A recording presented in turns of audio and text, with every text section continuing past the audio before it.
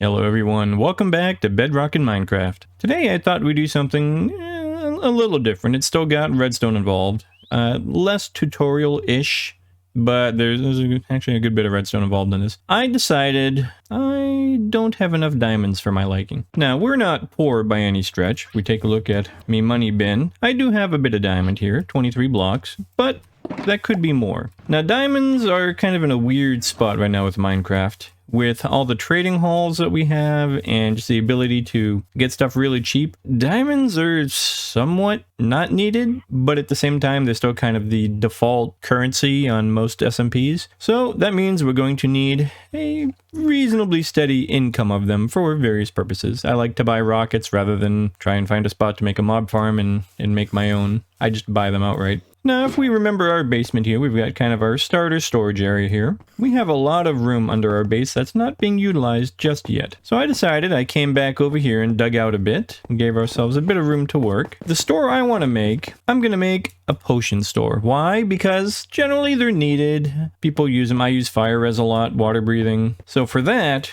we're going to need a potion brewer setup. Now this slice here, this is just one of Silentwisperer's designs, and I'll try and remember to leave a link for his video in the description below, but if not, it's Silentwisperer. And it's tileable, so I could have them all stacked up next to each other. I'm putting a space in between them, and the reason I'm doing that is more just for my own convenience. I have, as you can see, a level up there. That way I can just easily refill all the droppers with the ingredients, and I can get to the water chest from down here. But up there, just easy to reach most of the things. I can even reach the water chest. And then the only thing I'll have to reach from down here is the brewing stand to put more of the blaze powder in if need be. Now, as you can see, we do have a few started. This one's going to be fire res. I've got about 8 potions total. I want to at least start with. One of them is going to be a bit trickier to make than others because the main ingredient is kind of hard to come by, especially on SMPs with everybody sleeping. And that's slow falling, so we're going to need phantom membranes, and those are just a pain. Ever since I got rid of the glitch with the cauldron, and you could just put the potion in there, and the water dripping would fill it. I so wish we still had that back. It was so wonderful. It made things a lot simpler and actually used potions more. But yeah, so I'm gonna build 7 more modules right here, and eventually we're gonna kind of decorate this up a bit, make it look a little bit nicer. I'm gonna have maybe a little simple little archway for the door right there just to kind of let us in. But I do want to start digging down and utilizing the space under my mountain a bit more. We have room for quite a few more farms. May even put another few farms in at some point. I'm not sure what exactly yet though, but it's a good use of the space at least. Maybe some, I still got to decorate the interior of the castle. I haven't forgotten. I just have no clue what it's going to look like yet, but eventually that will get into. So let me go ahead and put these 7 more in, and then we'll go on from there and talk a little bit more about what the store is. I do have a design or two in mind. Alright, so as you can see, I've got the other modules that I want to have in place. I started to label a couple of them. This one's fire res, I'll have to name it. This one is water breathing. I'll have to name each one, just help me keep track of what's what. And then I made us a little way to get up top here so that we can work on, if we need to refill anything, add more water bottles, refill, like say, this first one here is going to have the nether wart. This one here's got the magma cream and the redstone. Yeah, you put them in order of, first ingredient up through the last, and then it'll add them all automatically, like I said. So then the only other thing we're going to have to do, at some point we're going to have to decorate, but I am going to have to do a bit of a grind. You see, we are going to need quite a bit for the ingredients. I'm going to need a lot more redstone than I have for the redstone powder. I'm going to need, a bit of everything. Puffer fish, going to need lots more golden carrots, all the ingredients themselves before this thing can really start cranking out the potions. So that's what I'm going to be doing next. Probably head over to Deep Slate Hall, get what I can there. I can get glass. I can get all sorts of stuff there at least. But then I'm probably going to have to either go to the shopping district or, work on getting some of the other stuff. Let's head over to Deep Slate Hall for now at least, and then we'll meet up there and see what we can collect.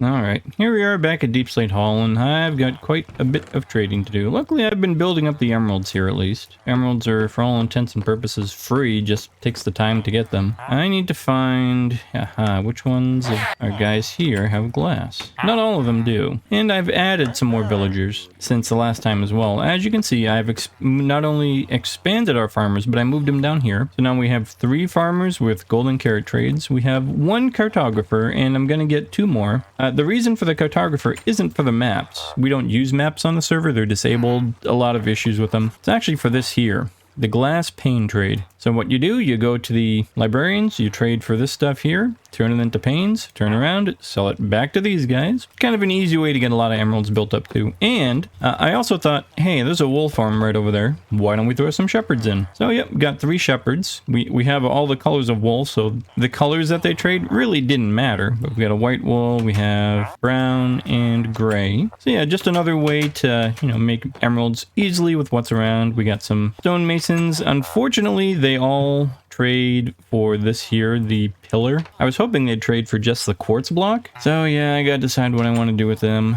But they do trade for stone, so that's a very easy emerald as well. I need to both reduce the cost on some of our librarians and change some of them out. We've got a little bit of overlap with a few of them. Some of them, the deals aren't, you know, that great, still paying full price. Now he's good. I know I got a few over here that it's still full price. And this one here, 18 for a mending. While that's reduced, we can get it down to 1. So let's see here. How many bottles does this make? I mean, not bad. I need, unfortunately, a lot. I need 2 shulkers per station because it's a double chest. So I'll be here trading a while, getting glass, making bottles, that kind of thing. Maybe even talking to our clerics over there and getting some of the redstone and stuff as well. So yeah, I'll be doing this for a bit, then we'll meet up back at base and go over the next steps from there.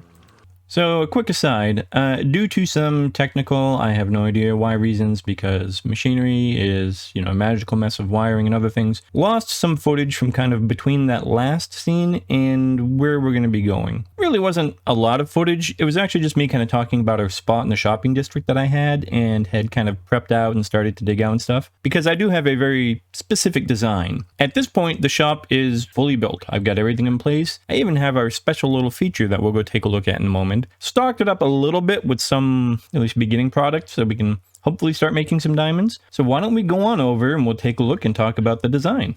But before we head over there, remember, if you like what you see, go ahead, hit the like button and subscribe. Lets me know you guys are enjoying these videos and gives me a pretty good reason to make more. Anyway, let's go take a look at our shop.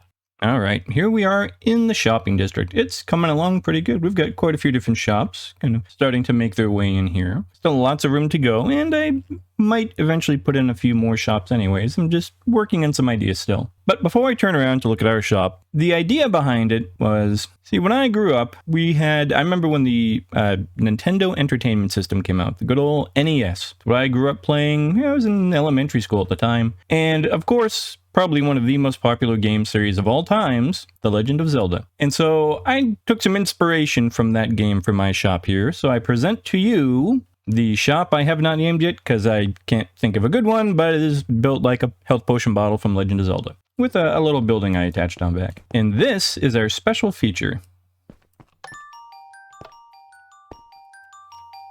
Now, if you're familiar with the game series, you'll know that that's the Great Fairy Fountain music. I found a really cool note block tutorial. The YouTuber's name, I believe, is Anzo. I'll try and have a link for his video that I used in the description. And yeah, it plays once. I didn't set it up on the loop. I did it so it would just play through once when they walk in. And we have the various potions set out, and it looks almost kind of like a little church or cathedral in a way. Tried to make it look a little kind of ruinedy, like it's been here for a long time. Some broken glass, cracked bricks and stuff. And it plays once more when they walk out. I'm gonna take a quick peek at the redstone down here. If I can get down the scaffolding. There we go. It is quite a few note blocks. There is much larger ones, obviously, but this was still, for me, this was one of the more complicated things I've done. Took me a while to follow it very methodically, but works just fine. If I wanted to, I could make a redstone line come from this note block down here, hit a repeater, come back this way, connect up to here. Boop. Yep, right there. And it would just continuously play on a loop, but I didn't want that. I like it just playing the once. That's more than enough. Sometimes playing those songs over and over again can get a little annoying for people. So yeah, this is our very first shop. Not only this season, but this server in general. I've never built a shop before, so this would be my first one. And hopefully this will be our way towards many, many, many diamonds that we can use for other ventures and things and stuff. Can't forget the stuff. Yeah, first shop, I do have this space here as well. I outlined my area with the cobblestone, so I knew I would still be building in the area I paid for. So I have room for another shop here. I just have to think about what. I do have, like I said, a few ideas. I've just got to test them out in creative, and boy, was that a lot of material to move. This was a flat rock wall, literally, yeah, basically even with this here. You know, maybe went up and over a little bit in some spots, but yeah, basically from here that way I cleared. That was a lot. So maybe my next shop will be a little shorter, although I'll probably have to take that out too. Yeah, that's the only not fun part about working in a cave like this, is to get a good size area. It takes a bit of work. I had a different idea in mind originally, but that would have been way too much clearing for my liking. But yeah, no, I definitely like taking inspiration from the 8-bit sprites, and yeah, I'm gonna use them a bit more throughout the series for various things. I don't think I'll be using any of the 8-bit sprites around my base area with the Japanese castle and stuff. I definitely want to keep that strictly more authentic Japanese themed, but in other areas, oh yeah, we're definitely going to do some 8-bit exploration with that. So any good suggestions for names, go ahead and leave down in the comments below. I really have no idea what to name the shop, so I am certainly open to suggestions. But I think that's going to do it for this episode here. And as always, remember, my name is Phoenix, and this Phoenix has got to fly. I'll catch you next time.